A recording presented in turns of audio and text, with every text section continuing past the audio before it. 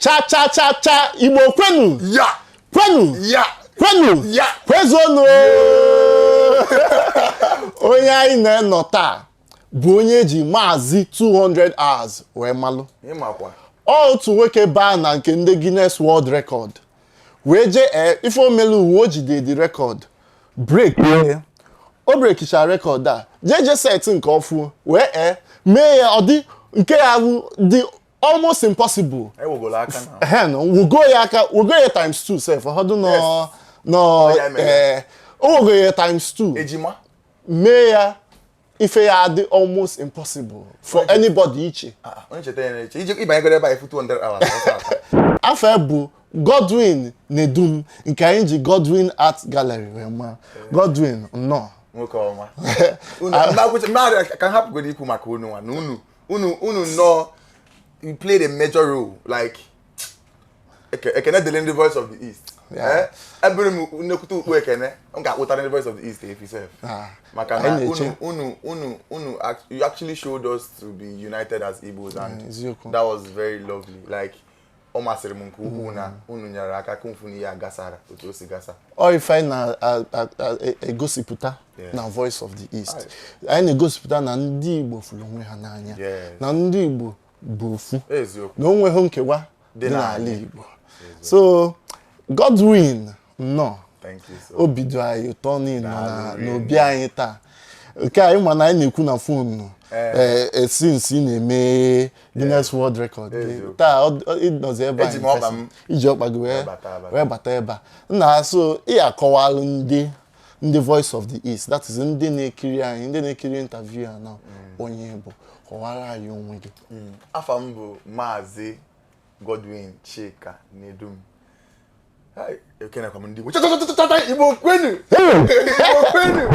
Igbo kwezonu. Agwagwo m na aha m already. Mana nka kpọkwe Maazị 200 hours. Maka na ihe anya m furu n'ije a. Ọ bụrụ kwa ihe ife ọnụ gị akọ. Ọnụ m ama nkọcha nwudi ya. So, I'm the CEO of Godwin Art Gallery. We are here to promote Igbo culture, African culture. Aichi Igbo unu na ihe ndị a na-agụ n'egwu anyị ga-ese nkwu ewute aka osisi gbasa ozi ụwa niile ka ụwa niile makwalụ na a na-atụ nụ craft ndị ụwa na-atụ our creativity ụjọ maka ama ihe anyị ga-emenwu. So I'm trying to put out that legacy for a lot of young artists to follow maka many artists amarakwa na ele art for 1 million, 4 million, 5 million. Ha na-afịa na 10,000, 20,000 ha wee lie ihe. Ụdị nke a na-ele na n'okporo ụzọ. Matago. So mgbe m chọrọ ịgo fine art, asịbụ m na ihe a na-ele n'okporo ụzọ ka ị chọọ ijego. But I'm changing the narrative now. Ewepụ echiche ahụ no sọsọ ihe a na-ele n'okporo ụzọ that somebody can actually become somebody with this thing. So all my watchword bụ. Eziokwu. My watchword bụ. No, obi dị anyị tọ nọ n'obi anyị taa ka anyị kpaa nkata malụ ka ije ahụ ije na nke ndị Guinness World Record si ga. So ka anyị baa na okwu anyị nwere ikwu taa ị akọwala anyị maka ije a ijelu na Guinness World Record. Kedu ife kpalitelu mmụọ tupu ije a? Kedu ife mere iji consider ime ife a? Ịma na ekwubu m si na ụjọ na-atụ ma si na maka agụụ and enwere a lot of investors na-abịa na the field of art, but ndị mmadụ can easily invest in music because na failure na is the craft that pays. All craft na-akwụ ụgwọ, forgetting that artists are creatives as well. A na-eme anyị appreciate more n'obodo oyibo, and that is why onye ọbụla bụ artist nwetakwendere chance ọgbapụ maka ime exhibition ego ọlụ gị nnekwu ego. Imagine ngodi nwa dọrọ akụ nyere ego ọlụ ya $3.5 million when nke ego $2.5 million. So gwa m why most of those artists ama nji gbapụ. So ihe kpalite mmụọ m ije a bụ ka m kọwalụ ndị artists that na ebe ọbụla ị nọ ihe ọbụla ị na-eme gị jisi ike gbado anya na ya ọ ga-eduga gị fa ego m ka m ji m ya. That was at some point mkpọba ndị mmadụ biko si send ya n'ego because after that 96 hours izi mgbe ọ gwụrụ we had to start paying afresh. Ndị location ajụrụ gị ma ijere eje ka ị nara ana, you know. So that was what inspired me to let artists know that you are who you are. Don't look down on yourself because na ego abịa bịara. Just keep going. Invest in yourself as much as you can. ị na-aga with one day ụgwọ ọrụ gị ga-abịa so ọ ya bụ ihe kpalitere mmụọ m ji wee sị ka nzọpụ nnekwu ọkpa to inspire young artists. The Guinness World Record is going to ebute some of my artworks. Ha ga-edosi ya na museum fa. Years to come, they will tell artists that onye break the record at so time. It's a legacy I'm trying to create for artists. Not just in Nigeria, but in Africa. Africa, yeah. Yes. I don't believe it, man. What I see, ma, Ibido, onwere imelu 96 hours. Otu isi kweketa. Onwere ime 96 hours. I was thinking na time just to kwụsị. Agwa ife I know life na camera now. So nwere onye akia, nwere onye jele ebe a. Time anọkata no just chilaki akwụsị. Ọnwụnwa. Mana adim so happy na emelichara ọnwa niile maka onwere ihe bụ ihe ọma na-abịa na-adịrị ebu ọnwụnwa abịa. Eziokwu. Ọ ka isi wee kwechiri wee meruo ya n'isi bụ ihe matara. So that was what kept me going. Amara dem na onye si na ga-eme 200 hours m ga-asị na ọ dị ka onwe ihe na-eme. Hai. Na mana ọhọdụ so 200 hours. 296 hours. Ni ibidolu imelu 96 hours. Wee cut maka oge ahụ ọ bụrụ mụnwa ịgwa gị eziokwu nwere ike asị m na ife adụ ka sign Chineke na-enye m ga-emezina anam maka ama m ụdị stress abakwa nke obele o ama m ụdị bụ na in 4 hours inwe just 20 minutes n'ime 4 hours inwe 20 minutes iji zuo ike iji nyụma amịrị iji mee ihe niile irie nri ewu arụ ime nwuri ya till 4 hours ọzọ. Okay, what if na oge a ịnọlụ 4 hours ahụ gafee 20 minutes ahụ gafee ịnọ na-eme ife na-eme. Ama ịnọ sụọ ọnụ gị aka gị ga-adị na canvas na once 20 minutes ahụ kwerere kpam aka gị ga-adị na canvas and aka gị adịrọ na canvas aka gị dị kata na canvas iwepụ ọkalịa 1 minute ama ịnọ sụọ 1 minute ahụ. Je ha na-enene anya n'ime ife niile. Kamera kwụ n'ọkụ na o kamera nke ya kamera kwụ n'ọkụ ọ dị gị n'iru ma ịpụgodi mgbe ahụ 20 minutes ahụ ịpụ ọ dị on. So camera ama nyo till that 8 days. Ha wana send the camera ka ngụ ye. Kinwa ya eweta m. Ya eweta camera. Kinwa ya eweta. So enwe m like 2-3 cameras nke a dị on nke a dị standby na-eche. Ọ ga-abụ file dị na nke a juwe. Agbanye nke ọ continue kwe that time. You will not miss 1 minute. Ini say 1 minute bido n'isi. Ọkwa na obele ife. So you are cautious of a lot of things. Ihe dị n'ihe erika. Rules ukale. Mana ime obi menwu ya. Nse na before mgbe njobi ime 120 ụjọ na-atụ m. Ama m na m ga-emezi 200. Eziokwu ịma na 120 ka ịchọ. Ụjọ na-atụ m obi m na-ama pim. Nke dị egwu na-atụ 120 that is 5 days. Mama m ga-emeli 200. 200 ahụ bụ how many 200 was 8 days. 8 days. So for 8 days, na-esi ife. Second to the last day, aka m ejide m ozi brush. Ndị Med Plus was the medical team. Shout out to Med Plus. Ha zita ndị doctor ha. Echeke ma sị na ndị mmanụ nwunye na-eme m. Mba n'ime ebe ahụ ụfọdụ oge na-afụtara nsef nsechi ihe na-ajụ ndị otu metụrụ ọrụ nsela aka ọsị m mba. Ọ bụrụ na ụfọdụ oge nsechi ihe m etinyere amara m aka Chukwu. Ihe m etinyere ọsọ m details m emere adịcha n'ọlụ. Ihe m furu ime ebe. Ịgbagharị ife na-eme.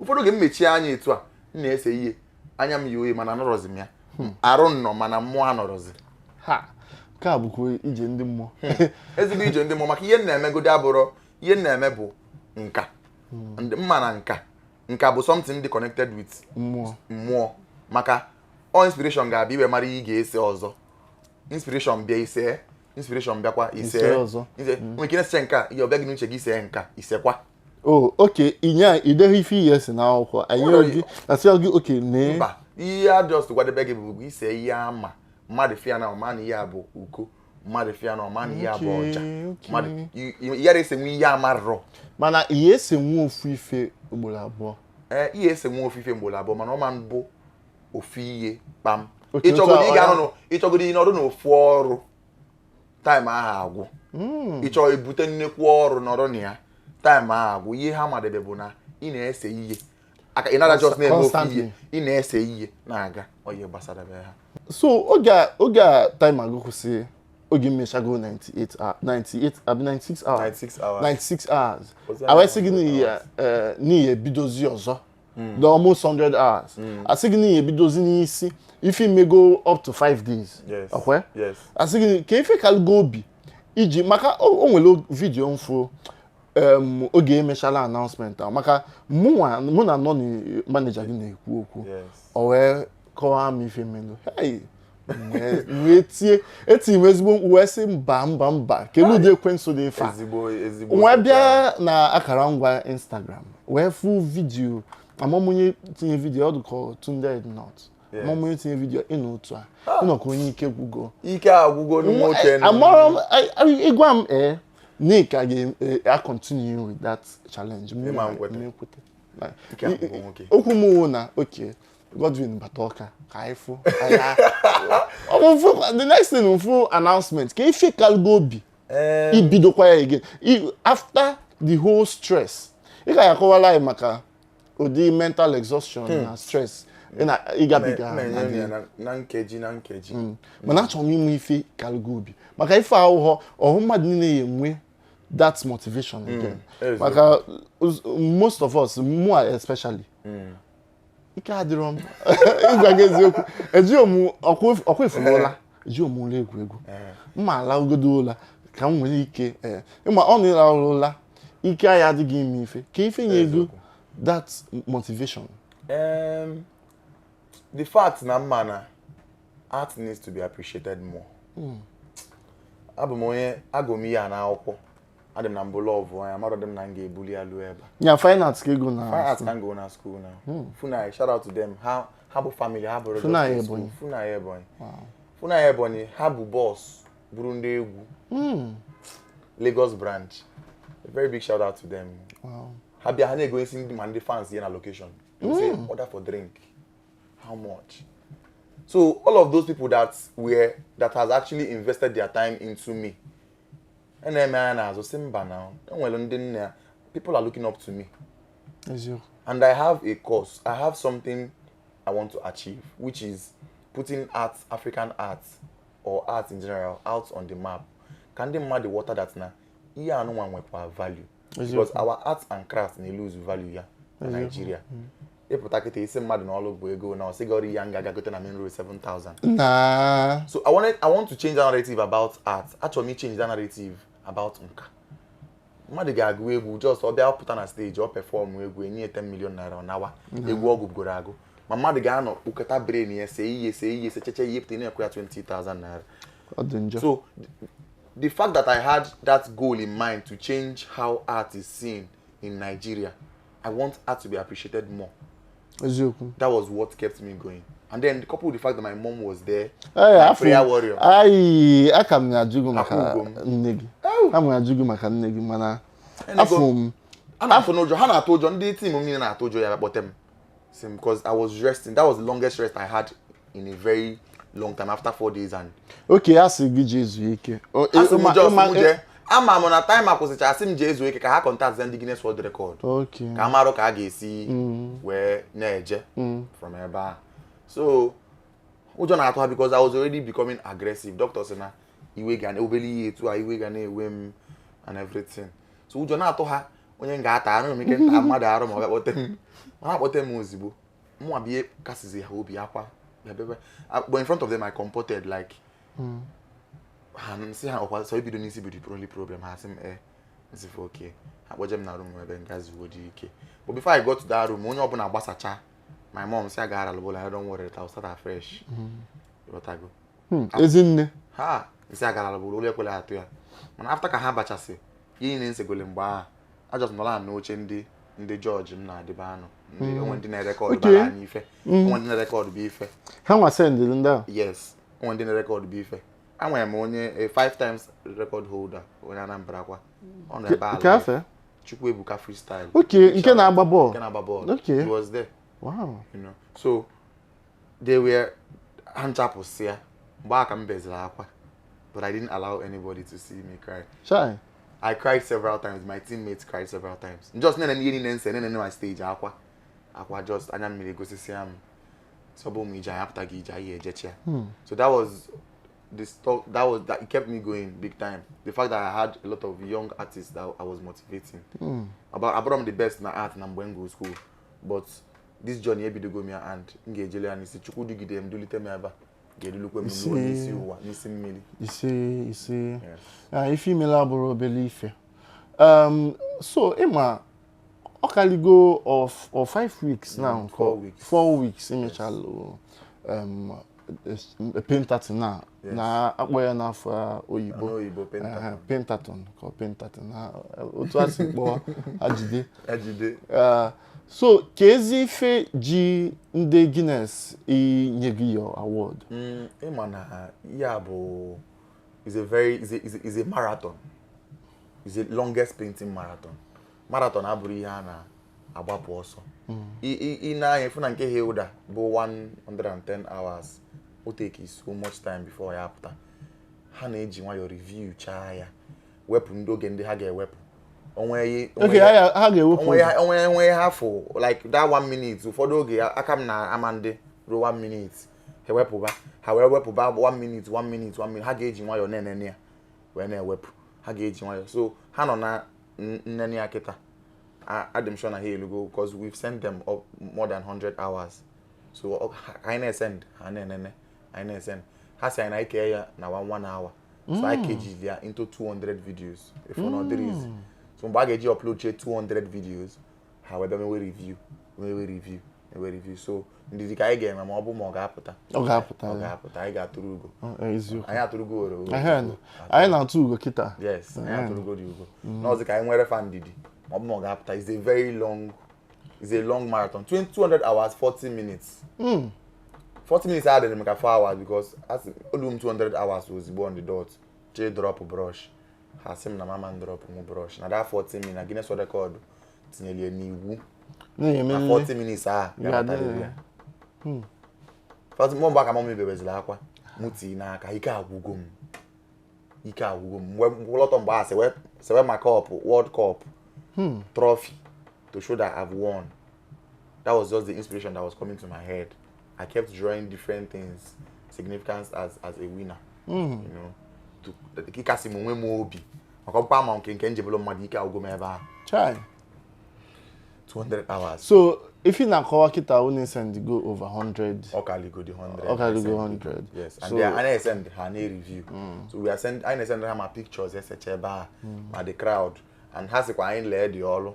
I bugu na lecture hancha but I le so yen na mekwe I le a fixed year price here send the quarafa with particular one ele they go nearly attach so it's more like auctioning and sending to them that we've auctioned and we've sold these so numbers and so on agani even why biko no unu na interviewer biko Emma nke yego I check your page ya yes, King Godwin Emma nke yego biko obodo support ka I ga-enye you be support biko na ije nwoke jere abụrụ obele ije ịgwa gị eziokwu ije nwoke ejelu bụ ije mmụọ ezigbo ije mmụọ daalụ imele ọfụma ajụjụ mma ajụkwa gị ọzọ bụ oge anyị na-eme oge ije Guinness World Record anyị fụlụ ama m na-ekwugo maka nne gị anyị fụ otu o si bịa nye gị support niile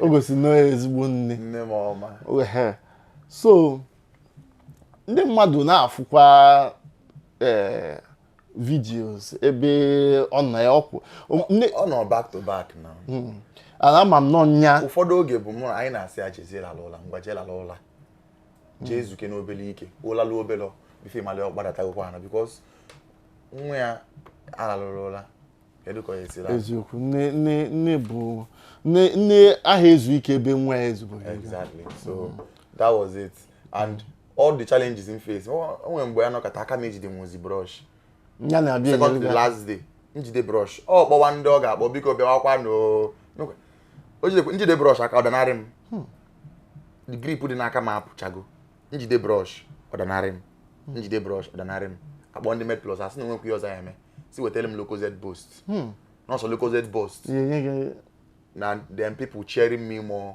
and ekpele onwezikwu ihe ọzọ na nke a kaligofa no as a result of ihe arụ m the process I don't mean be proper rest and everything Mary Keji Agumeto. Last day say if abata madam afuzi uzu ana ma afuzi en onwe die na afuzi na apata metu ana afo triple 4 na nya afu ka etu ayi ade na afia uzo 5 chai akwa anya meli uzo to sigodi m na se akpo akwa monsi o onye ozo ma se akpo wa mo mi no ya onwa ya bụ the motivation keep m going nya mbi wotu aka etu anyị na-anụ na ati n'aka nti kwa aka m ọmago na ahụ m ya nke ukwu so obekwanara akwa hey o metugo n'obi obekwanara akwa aka m adịrị dị ịba mara aka m adịrị ya abalị I face a lot of things, man, a lot. My financial challenge dị my physical, my health, my mana rize chukwu na-emechi ihe niile bolo a success story because ọ dịrị easy and story mmadụ niile ọ dịrị easy o nwere video m ga-egosi gị ife ebe m na-eri ihe nya amarọdị m na m ga-eji ije anata ike bụ m ebe 150 160 hours ka m chọrọ ka m give up ma atụkwasị o achọrọ m give up ndị team m big shout out to my team too. However, form more because before then, a week before, we were 120. Only wine in Ghana, me 170. Nah, all the same thing. The same thing, longest painting marathon. Me in Ghana, 170 hours. In the team, we sell them as same na verify go wine nearly 169 hours. Yeah, inspiration. See left, see right. Because I already wanted to give up at that 150, 160, half go kun ika dezim. Yini ne man etu anya mbacha ime na acha red. Ike agwugo nwoke. We bofa gwa mi va ebe ike si bia. Nsi okwa 170, kanga fezi 170. Nanga peche 170. Ka chobaza mama ebe obuna nkwusi muzi. My team kept screaming 200 hours. My camera team, onwe mgbe olu na onye obuna akwa. Mgbe am ejide muzi brush. Etu aka nstobolozi ya n'oche. Onye ọbụla bewa akwa onye ọbụla mịa wete touch mali ya na-eme na concert Wizkid na Davido onye ọbụla wete touch etu a tinye abụ onwe nke abani sef across charm line ebe asị m across na ndị na-ehelu m just because they were trying to keep me awake as any way as possible. Ha na-akwa m mmiri yes now ha na-akwa m mmiri. They were pouring me water. Nchokwa ike bi igwu m ha kwa m mmiri dra my consciousness abatakwa. Nnọkọta melo color lacha cheno ice cream na-ene color etu ọ na-shine. Nwere mbosi asị m na mmiri ndị heavy. Cameraman m dosara indomie ya na-apụ ọkụ. Cameraman na iwe onye Martins. Orugo 4 hours. Onye arụrụ na. Mmadụ akwa gị 4 hours elubego that 20 minutes break elubego. Ne de kata ma agụ indomie adigo debe aka mpụta. Amabulu di indomie di ebe ahụ wee pụta. Before manager aka na edupute m rush go indomie. Before amago m 5 plate no wow. Godwin ni diri ya mpụta mi arụ. Ago I was ihe na-eri amarọ m ihe ndị na-eri gasị. Asị nọ nke aka doctor ndị ndri sigiri. Ụfọdụ ihe na-eri ama m ihe na-atọ. But I just had to fruit. Na ndrie fruit ụtụtụ enwe ka efie m rie na ọkụ belije nsị gị na onye ọbụla chetara ihe a na-eche onye ọbụla ga-agafe 200 hours ha ọ ya ama ihe oye eke n'ukwu ihe oke n'ukwu onwe ebe ọ ga-eru ọtọ ọsị ka okonye konye n'onu ọ bụrụ obele ije o na nruri ya bụ ebere chukwu na nne m na my team shout out to my team my cameraman nọ na-esendere ndị mmadụ ego ọrụ ọ nakọtago ndị mmadụ because the initial plan was 5 days now o mekwa ọ na-achịkwa ebe o si bịa ọ nọ ebe a send the water people ego back anyị ncha ọgbajudoro anyị ncha ebe akwa ebe chacha akwa ebe akwa na-azụ ụwa screw ndị fans anọ n'iloche na anyị na-eli ọgbọnọ anyị becha akwa pụta anyị ficha anya anyị continue kwe shout out to all the celebrities pụta ma Jerry ma Kafi Dance ma Erike ma Clean the Drunk anyị na-agụ one ka anyị na-agụ ịbụọ Makozi the brand Erika Mugochi ya fụ ebe ọ bịa perform ọrụ ga goro m Jerry bịakwa goro m egwu onda niile bụ na ihe agara ọfụma then my friends too ndị kwadoro ihe a brands, RRK, Golden Pattern Properties, former Telecoms, all of them, big shout out to them. All have a year ago former. Then Ocean 21 by Meria. Then Abena Media, Voice of the East were first. How about first? Oh no, big shout out to Voice of the East. Follow band Voice of the East because na hana emo former. Hana akwado ndị Igbo ka esi kwesị ikwado anyị. Na agba na asị Igbo enwe eze. Mana ọ bụrụ maka ndị Voice of the East. Voice of the East is here for the unity of Igbos. And God will keep blessing Voice of the East. Big shout out to Bitcoin Chief. Yes. Odogwu Chibueze Gaius. Chukwu gozie gị nke ukwuu. Anyị nwetakwana ego send iji we support anyị. Anyị gbaba ndị mmadụ send ego si support ọ. Watago. Big shout out to Odogwu Gaius Chibueze. Chukwu ya ebe ọ bụla isi wepụta ego iji support m, Chukwu ga-agbachiri gị. Onye ọbụla niile wetara ego wee support m, Chukwu ga-agbachiri ya. Ma Big Shoe, onye nwere boot lounge, akpọrọ ya na phone. Send ya 1 million ozigbo. Bobby Exchange, send ya 500. People were sending money. We say na ndị mmadụ from n'anya etu. Okay, ifu na Igbo if a na-ekwu na ndị mmadụ from n'anya etu. I was calling anyị fụrụ onwe anyị n'anya. Amama ndị na onye na-agwa ndị Igbo na ndị mmadụ na ndị Igbo afụ onwe ha n'anya. Anyị fụrụ onwe anyị n'anya. This is a result. This is a testimony. Igbo fụrụ onwe ha n'anya. I called people and they were supporting me.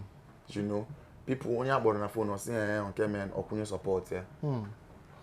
So big shout out to everybody that supported this event that made it a success. And I said na gossip me dey post to kwam. I said na Tunde post kwam ozo. Tunde post kwam video na say na Daniel Rega post o mbosa na. So kedi ihe ozo anya land go. Nke ebe anyị na-eje na nwayọ zi. Ka ọ banyesia. So Chukwu gozibelu m onye ọbụla bụ ndị Igbo. Nigeria in general. I can ejefu Soludo. Oh, okay. Governor. Nwunye comment kwa. Big shout out to her. Mrs. Nonye Soludo. Yeah. God bless you as well. Mana mo afelo na ndị government time kwesi ikwado more to encourage us youths. Imagine godi mo nwa bụ young boy were ego m na kwado dị ha una afia. Onwe state I'm sure ọ bụrụ Yoruba state. The governor ga-abịa luto gbawa ọkpa ma odite mmadụ. Otu esi melu Hilda. Governor also Hilda self, even some other people. So I was expecting that from them, but call better. So bad wrong for her. So Amarze high mero nwatakịrị Igbo gbalụ mbọ. Ajụjụ ọzọ ndị mmadụ nke a bụ ndị mmadụ zitere ya. Okay. Anyị ajụgo bụ ka ife meli iji mee this painting na Lagos. Imeghe na Anambra maka ndị ba iche n'ihe eme na Anambra ebe nwelu art gallery gị na Anambra or any state dị na Ala Igbo. So why did you choose Lagos and not Anambra? Ihe na-eme abụrụ just basically for Igbos. I was looking for where the promotion and everything would actually go as far as we want it to go as regards to promoting Igbo culture, promoting African culture and art in general. Ndị Yoruba how art na anya nke ukwuu karịa anyị bụ ndị Igbo. And a lot of Yoruba people have actually celebrated my art way more than ndị Igbo buying. And then I felt like Lagos have the audience I needed for that. I would have actually gotten a lot of crowds and everything, but most of these big brands, nnukwu brands, alụchala na Lagos. So ihe anyị na-eje bụ ijebe ejechegodi anata. Inwe branch ebe a, inwekwa na ala Igbo. Ine promote na ala Igbo, ine promote kwa ebe a. So nwere ihe ọjọọ mbụ n'obi where ala Igbo is qualified for me to do it, but then I just felt like the bigger audience, the bigger tomorrow can get in it if you know what I feel. The bigger audience, all those celebrities see their charamo or can if you hurry about flight. Mana wadata. Mana you kwa celebrities nka. Anyị nwekwa nke anyị. Mana ndị nke anyị bịakwukwa Ugochi bụ nke anyị, ọkwa Jerry bụ nke anyị. Location did not hinder or do and nwere ihe location kwụsịrị. I still kept on promoting the Igbo culture. I mana Lagos bebe AG entertainment mara. So that was even my main aim of at least MSC year entertainment value gi adekwa very very strong. Okay. So that was my main aim of using Lagos State and not Anambra. If nweta n'okwu awu na ife na-eme bụrụ sọsọ ife gbasara ndị Igbo ofu tribe ihe gbasara Nigeria in general Africa self in the whole world okay nke ahụ azago ajụjụ nke ahụ ajụjụ ọzọ mma ajụgo ka imechago Pinkerton ga ka ife ọzọ anya na-enebe anya ebe ị nọ kita self expand go m gallery m nke dị n'Awka na-akwadokwa imepe nke Lagos by God's grace ka oge anyị ya na-ene nke ahụ very soon very soon but before them mepegodi nke Awka proper enwechara ma paint and sip section ebe bụ ịbịa ijiri aka gị painti ndị Awka na anụ ya nwụọ mmanya anyị enwego paint and sip section paint and sip section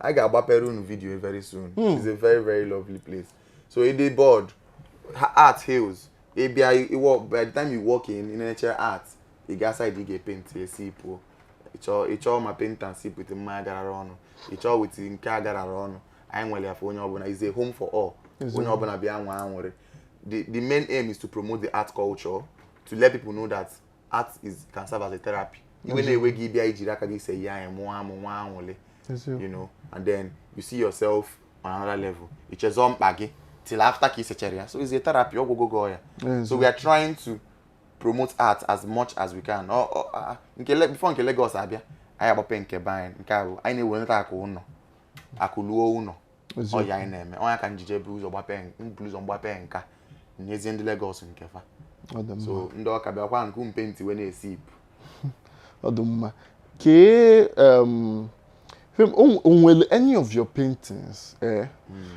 idebe si this one now mele nwe ya